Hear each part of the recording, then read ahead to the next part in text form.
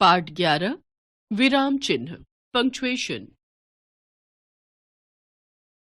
वाक्य को ठीक से समझने में कुछ चिन्हों का महत्वपूर्ण स्थान होता है।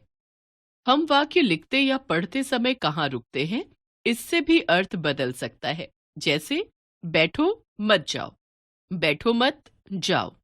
इन वाक्यों के अर्थ अलग अलग हैं। बिल्कुल विपरीत, पहले में बैठने का आग्रह है और दूसरे में जाने का।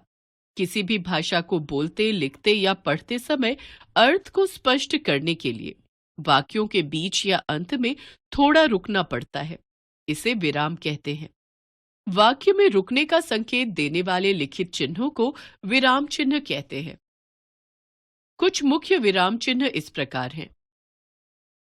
पूर्ण विराम, बात पूरी होने पर वाक्य के अंत में पूर्ण विराम का चिन्ह लगाते हैं।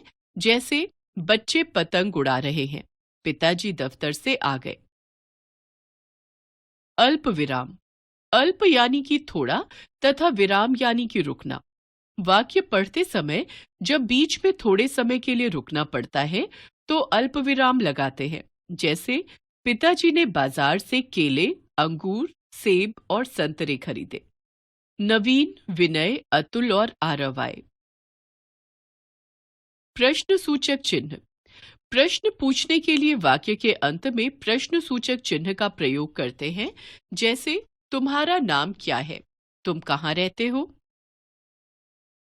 विस्मयादि बोधक चिन्ह, दुख, खुशी, हैरानी, घृणा आदि भावों को प्रकट करने तथा किसी को संबोधित करने के लिए विस्मयादि बोधक चिन्ह का प्रयोग करते हैं। जैसे ओह, इसे क्या हुआ, विहान, रुक जाओ।